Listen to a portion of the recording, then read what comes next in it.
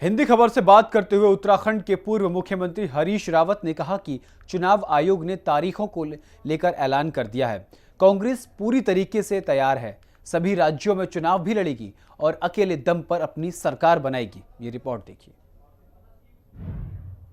कांग्रेस नेता और उत्तराखंड के पूर्व मुख्यमंत्री हरीश रावत जी से, हरीश जी, 5 राज्यों की विधानसभा चुनाव की तारीखों का ऐलान 26 दिन 679 सीटें पार्टी के अंदर, इसकी प्रतीक्षा कर रही थी पार्टी।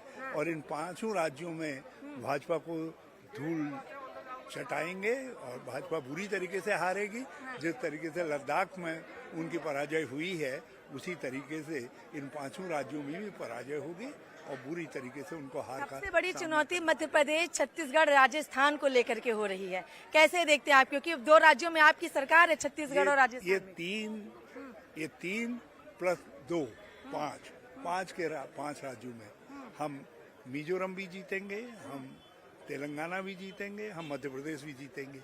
और दोनों जगह छत्तीसगढ़ और राजस्थान में हमने जो शानदार काम किया हमारे मुख्यमंत्रियों ने, उसके बल पर जो है हम अपनी जीत को बरकरार रखेंगे। एक अंतिम सवाल, बरकरार रखेंगे। अंतिम सवाल, छत्तीसगढ़ और राजस्थान में सीएम चेहरा वही जो मौजूदा सीएम है या कोई और?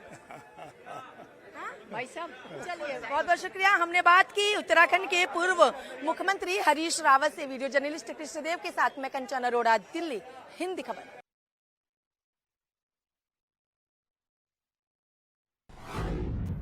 और अब बात करते हैं उत्तराखंड की। देहरादून से खबर सामने आ रही, जहां युवा महोत्सव 2023 कार्यक्रम का आयोजन हुआ है और युवा महोत्सव 2023 के कार्यक्रम में शामिल हुए हैं मुख्यमंत्री पुष्कर सिंह धामी और उन्होंने सभी लोगों को रोजगार से जोड़ने की बात कही है। मुख्यमंत्री पुष्कर सिंह धामी ने कहा कि सभी लोगों को रोजगार से जोड़ना उनका पहला उद्देश्य है, पहला मकसद है। इसी को लेकर आज कार्यक्रम में शामिल हुए हैं। साथ ही साथ आपको बता दें कि युवाओं ने देश दुनिया में राज्य और देश का नाम रोशन किया है, ये बात भी कही है मुख्यमंत्री पुष्कर सिंह धामी ने। मुख्यमंत्री पुष्कर सिंह धामी ने कई बड़ी बातें कही, आपको बताते हैं। उन्होंने कहा कि देश और राज्य का जो भविष्य है वो युवाओं की शक्ति पर निर्भर करता है, उनकी प्रतिभा पर निर्भर करता है। उन्होंने कहा कि आपकी प्रतिभा यानी युवाओं की प्रतिभा और उनकी क्षमता के साथ अब उत्तराखंड में न्याय होगा। एक भारत श्रेष्ठ भारत का सपना प्रधानमंत्री नरेंद्र मोदी ने देखा है, जिसे उत्तराखंड के युवा पूरा करेंगे। युवाओं को आगे लाने के लिए कई योजनाओं को शुरू किया गया है। प्रधानमंत्री नरेंद्र मोदी के नेतृत्व में नए भारत का निर्माण हो रहा है और इस नए भारत के निर्माण में उत्तराखंड का युवा अपनी भागीदारी सुनिश्चित कर रहा है। हमारी सरकार ने नकल माफियाओं पर कड़ी कार्रवाई की है, सख्त नकल विरोधी कानून को भी लागू किया है। ये बात मुख्यमंत्री पुष्कर सिंह धामी ने कही। आपको बता दें कि देश के 2 राज्य ऐसे हैं जिनमें सख्त नकल कानून विरोधी कानून जो है वो लागू किया गया है, एक उत्तराखंड और दूसरा उत्तर प्रदेश। तो उत्तराखंड की बात कर रहे हैं। उत्तराखंड में हमारी सरकार ने नकल माफियाओं पर कड़ी कार्रवाई की है, ये बात मुख्यमंत्री पुष्कर सिंह धामी ने कही है। साथ ही साथ सख्त नकल विरोधी कानून को लागू किया गया है। युवा महोत्सव 2023 के कार्यक्रम का आयोजन किया गया, जिसमें बतौर मुख्य अतिथि सूबे के मुख्य यानी प्रदेश के मुख्यमंत्री पुष्कर सिंह धामी कार्यक्रम में शामिल होने के लिए वहां पहुंचे हैं। उन्होंने युवाओं के अंदर जोश भरने वाली बात कही है, प्रेरणा देने वाली बात कही है।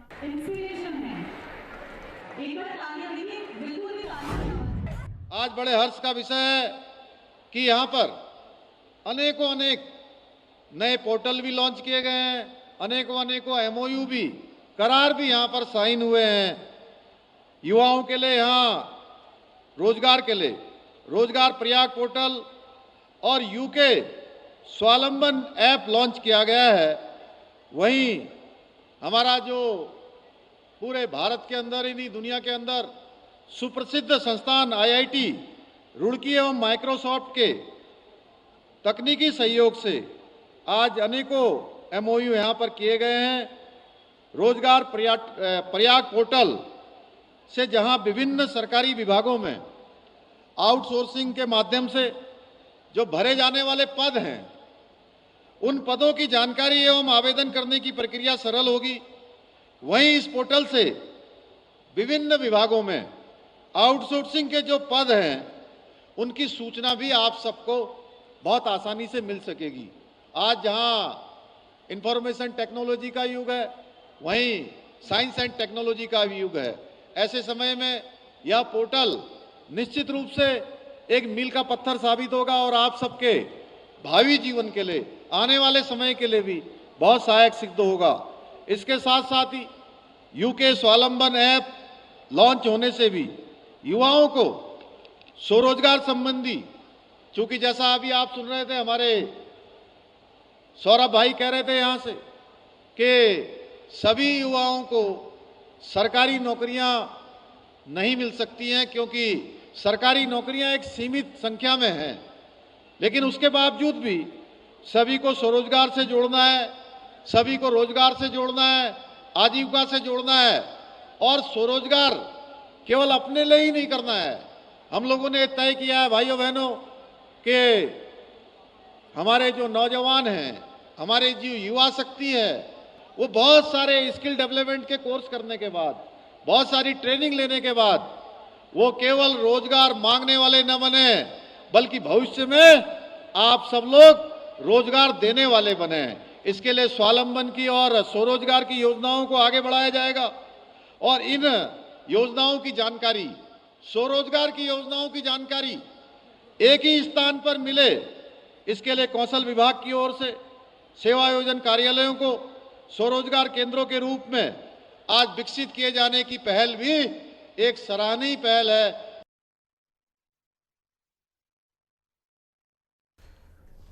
केंद्रीय गृह मंत्री अमित शाह ने देहरादून के एक दिन के दौरे के दौरान बीजेपी के मिशन 2024 की लाइन लेंथ तय कर दी है।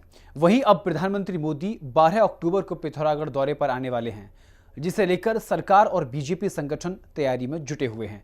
प्रधानमंत्री और गृह मंत्री के दौरे पर कांग्रेस प्रदेश अध्यक्ष करण महारा ने निशाना साधा है। महारा ने कहा कि बागेश्वर उपचुनाव के बाद घबराए बीजेपी के नेता और प्रधानमंत्री नरेंद्र मोदी और गृह मंत्री अमित शाह के नए जुमलों के सहारे जनता के बीच जाने की तैयारी कर रही है। ये रिपोर्ट देखिए।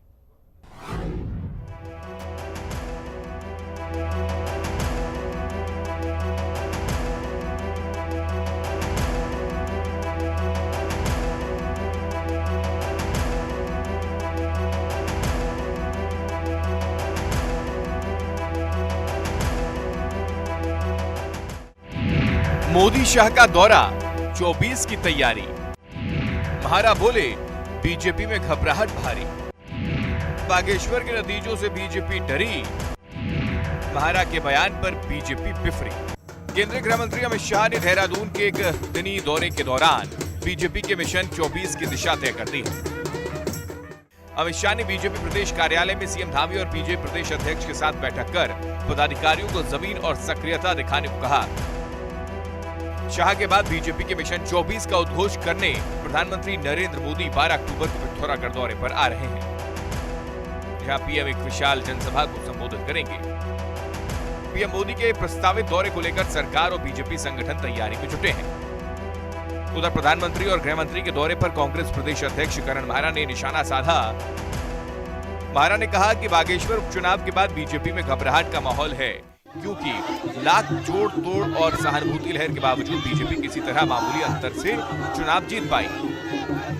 इसलिए डरे हुए भाजपाई पीएम मोदी और अमित शाह के नए जुमलों के सहारे चुनावी नैया पार होने की आस लगा रहे हैं।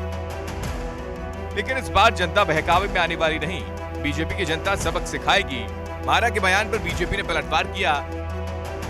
भाजपा राष्ट्रीय उपाध्यक्ष नेहा जोशी ने कहा कि अपनी प्रासंगिकता खो चुकी कांग्रेस के नेता अपनी खोई जमीन की तलाश में बयानवीर बनने में लगे हैं।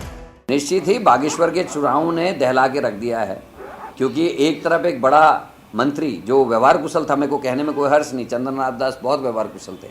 उनकी मृत्यु के बाद उनकी पत्नी चुनाव लड़ रही थी। एक साल पहले के चुनाव में 12,000 वोट से जीतती है बीजेपी, और एक साल के बाद चंदन राम दास की मृत्यु के बाद जब संपत्ति की लहर थी, 20% वोट कांग्रेस का बढ़ा है, और केवल हार जीत का आंकड़ा जो है केवल 2300 वोट के आसपास रह गया। तो ये चिंता का विषय तो है। अभी तो अमित शाह आए हैं, प्रधानमंत्री भी आएंगे, और मुझे लगता है 2-2, 3-3 मीटिंगें ये करेंगे, नए जुमले रचेंगे, नई स्मार्ट सिटीज़ दिखाएंगे, शायद बुलेट ट्रेन फिर से दिखने लगे, और शायद 2 करोड़ लोगों को रोजगार फिर से दिखने लगे। जबकि हकीकत यह है कि हमारे जो कर्मचारी हैं उनकी नौकरियां खत्म हो रही है, सारे लोग आंदोलन कर रहे। तो ये नया है और मेरे को लगता है कि बीजेपी बहुत घबराहट में। आज बागेश्वर चुनाव की जो वो बात करते हैं, बागेश्वर चुनाव में पहली बार आमने सामने का चुनाव हुआ, हमेशा त्रिकोणीय मुकाबला होता था, समीकरण बिल्कुल अलग थे। कांग्रेस पार्टी का ऊपर से नीचे तक का पूरा तंत्र वहाँ पर जमा हुआ था, कोई ऐसा नेता नहीं था, मंत्री विधायक नहीं था पुराना जो वहाँ पर ना गया हो। तो इसके बावजूद भी भारतीय जनता पार्टी की जो प्रत्याशी हैं वो निर्णायक तरीके से वहाँ विजेता रही हैं। महिलाओं के विकास के लिए जिस तरीके से इस प्रदेश में काम हो रहे हैं और मोदी जी ने जो एक लकीर खींची है 33% आरक्षण देके, तो उत्तराखंड की जो मानसिकता है, पहाड़ की जो मानसिकता है, उसको छूने का काम मोदी जी ने किया है। तो मुझे लगता है कि आने वाले समय में 24 में फिर से पांचों की पांचों सीट हम मोदी जी की झोली में डालने वाले हैं और प्रधानमंत्री उनको दोबारा बनाने वाले हैं। बाकी कांग्रेस पार्टी आज अपनी प्रासंगिकता खोज रही है, वो गली मोहल्ले आज घूम रहे हैं, कार्यकर्ता सम्मेलन कराने की कोशिश कर रहे हैं, बीजेपी की नकल करने की कोशिश कर रहे हैं। मैं उनको शुभकामनाएं दूंगी और सद्बुद्धि उनको भगवान दें, बाबा केदार से मैं ऐसी प्रार्थना करूंगी। पीएम मोदी के करिश्मे और अमित शाह की रणनीति के सहारे उत्तराखंड में बीजेपी ने 14 और 19 में पांचों लोकसभा की सीट पर जीत का परचम लहराया और 24 में भी बीजेपी की विजय पताका फहराए। इसके लिए पहले अमित शाह और अब पीएम मोदी बिगुल फूंकने आ रहे हैं। उधर विपक्षी कांग्रेस इसे बीजेपी की घबराहट बता रही है। देखना होगा कि मोदी शाह की जोड़ी के सहारे देवभूमि में बीजेपी का जलवा कायम रहता है या फिर कांग्रेस इस बार कोई उलटफेर करने में कामयाब हो जाती है। रिपोर्ट हिंदी खबर। प्रधानमंत्री नरेंद्र मोदी 12 अक्टूबर को पिथौरागढ़ आ रहे हैं। पीएम मोदी के दौरे को लेकर तमाम तैयारियां पूरी कर ली गई हैं। इसी पर देखिए हमारी रिपोर्ट।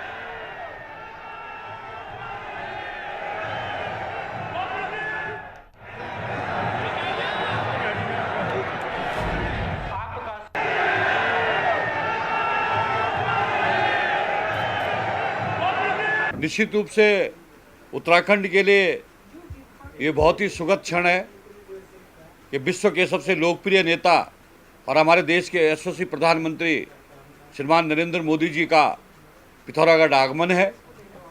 हम सब भारतीय जनता पार्टी के कार्यकर्ता, पदाधिकारी और उत्तराखंड की जनता उनके इस दौरे से उत्साहित है और उनके स्वागत के लिए पूरी तैयारियां कर ली गई हैं। सर्वप्रथम वो आदि कैलाश के दर्शन करेंगे, उसके उपरांत वो पिथौरागढ़ में एक विशाल जनसभा को संबोधित करेंगे।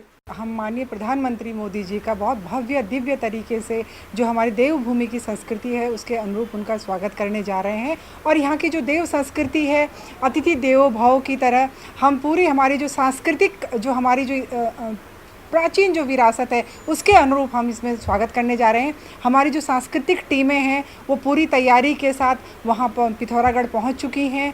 और भी अन्य जो हमारा जिस प्रकार से कला के माध्यम से जो हमारी बहुत प्राचीन जो ऐपण संस्कृति है उसके माध्यम से हमारी जो घरों में दीवारों में जो ऐपण किया जाता है, कोयमांचल है पूरा वो सज चुका है। और हम बहुत ही गौरवान्वित महसूस कर रहे हैं कि माननीय प्रधानमंत्री जी का हमें विशेष कृपा रहती है कि समय समय पर यहाँ पर देवभूमि आते रहते हैं। नैनीताल से हिसार लौट रही शिक्षकों से भरी बस पलट गई। यह हादसा नैनीताल कालाडूंगी रोड पर हुआ, जहां घटगढ़ के पास एक बस अनियंत्रित होकर खाई में पलट गई। मौके पर पहुंची एसडीआरएफ ने रेस्क्यू अभियान शुरू कर 24 घायलों को खाई से बाहर निकाला और कालाडूंगी सामुदायिक स्वास्थ्य केंद्र भेज दिया। तो एक कालाडूंगी में बड़ा हादसा हुआ है। हालांकि एनडीआरएफ, एसडीआरएफ और सेना के साथ पुलिस के जवान मौके पर पहुंचे हैं और लोगों का रेस्क्यू किया गया। हादसे में 7 लोगों की मौत की खबर फिलहाल सामने आ रही है और बस में आपको बता दें कि 31 लोग सवार थे। एक बड़ा हादसा हुआ है कालाडूंगी में और शिक्षकों से ये भरी बस जो है खाई में पलट गई और खाई में पलटने से 7 लोगों की मौत हो गई। टोटल 31 यात्री यानी कुल 31 यात्री इस बस में सवार थे, जिनमें से 7 की मौत की खबर सामने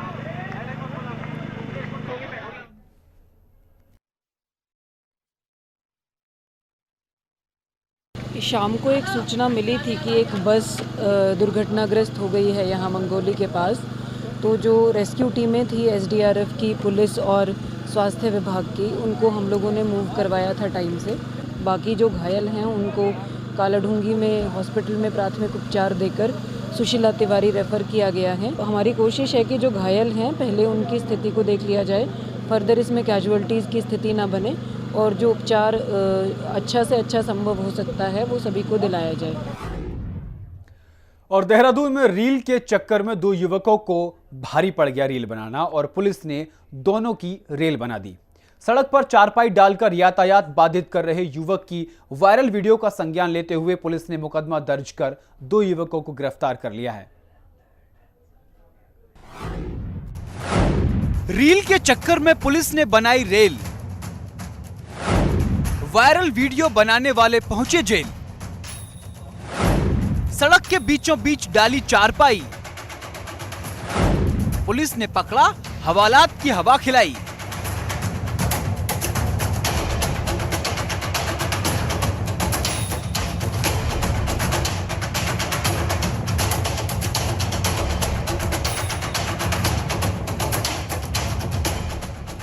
सड़क पर चारपाई डालकर सोने का अभिनय कर रहा ये युवक अपने दोस्त के साथ मिलकर रील बना रहा था। मीका सिंह के गाने एक गणपत के बैकग्राउंड म्यूजिक के साथ युवक सड़क पर चारपाई डालकर ट्रैफिक बाधित कर रहा था। देहरादून के शिमला बाईपास रोड में सेंट ज्यूड चौक पर सड़क के बीच चारपाई डालकर इस तरह वीडियो बनाने से यातायात बाधित हो रहा था। साथ ही युवक की जान भी जोखिम में दिख रही थी।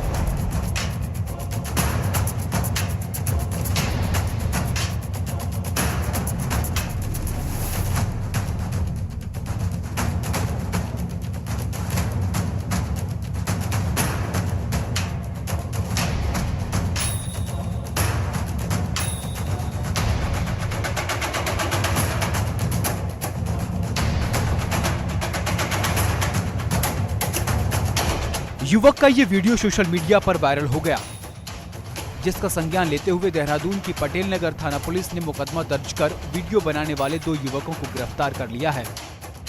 पुलिस हिरासत में आते ही रील बनाने का नशा युवक के सर से हवा हो गया और उन्होंने हाथ जोड़कर सबसे माफी मांगी, साथ ही दूसरों से ऐसा ना करने की अपील भी की। नमस्कार दोस्तों, अभी हाल ही में मैंने शिमला बाईपास पर चारपाई डालकर एक वीडियो बनाई थी जो कि मुझे नहीं बनानी चाहिए थी, जिससे कि यातायात का उल्लंघन हुआ है और मैं सभी से माफ़ी मांगना चाहता हूं आगे से, और आप लोगों से भी रिक्वेस्ट करना चाहता हूं कि इस तरह की यातायात नियमों का पालन करें और इस तरह का यातायात के नियमों को उल्लंघन ना करें। सोशल मीडिया में रील बनाने के चक्कर में लोग कई बार नियमों का उल्लंघन कर रहे हैं और खुद को मुसीबत में डाल रहे हैं। देहरादून में भी कुछ ऐसा ही हुआ, जहां रील बनाने के लिए सड़क पर खटिया बिछाई युवकों की पुलिस ने ढंग से खाट खड़ी कर दी। ब्यूरो रिपोर्ट, हिंदी खबर।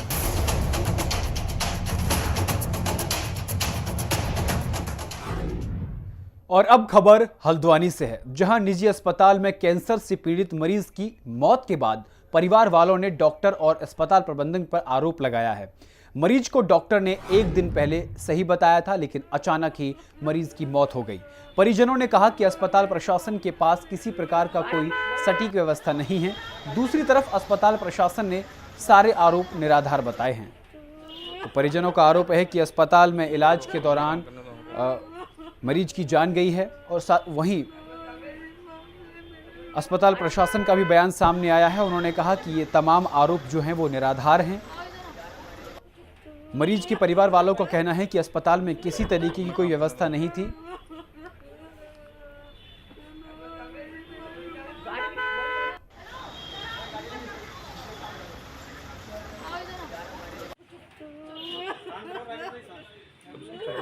जब से हम अमर उजाला से 2-2.5 साल से हम आए हैं, ऐसा कोई आरोपों का कोई पहली बार नहीं हुआ। ये जब आज ये इनके पेशेंट थे, 1 महीने पहले कैंसर की इनका डायग्नोस हुआ था। 1 महीने पहले डॉक्टर सलाब जो हमारे मेडिकल ऑन्कोलॉजिस्ट हैं, उनको बता दिया था कि आपके इनको कैंसर है, इनको मैलिग्नेंट मेसोथेलियोमा था। तो इनको ये सब बोल दिया था कि आगे कीमोथेरेपी इस तरीके से ये आगे की प्रोसेस ये कराना है। तो इन्होंने काफ़ी टाइम लिया और ये उपचार के लिए नहीं आए। अभी रिसेंटली जब ये आए, दोबारा भर्ती हुए अभी, तो इन्होंने इसके बाद से सारी चीज़ें हमने इनको बता दी थी कि ये लास्ट स्टेज है, इस पर चांसेज अब बहुत कम है क्योंकि लंग फेलियर में है इनके, क्योंकि ये सांस लेने में इनको दिक्कत हो रही थी। जब एक एबीजी का पार्ट करते हैं उनमें ये कार्बन डाइऑक्साइड है बॉडी का खुद बार बार बढ़ रहा था। इस तरीके से हमने इसी लाइन ट्रीटमेंट पे इनका ट्रीटमेंट चल रहा था। प्रदेश में प्रतिभावान खिलाड़ियों को मंच देने की एक अच्छी कोशिश हो रही है। ये खबर आपको आगे दिखाएंगे। फिलहाल रुकते हैं एक छोटे से ब्रेक के लिए।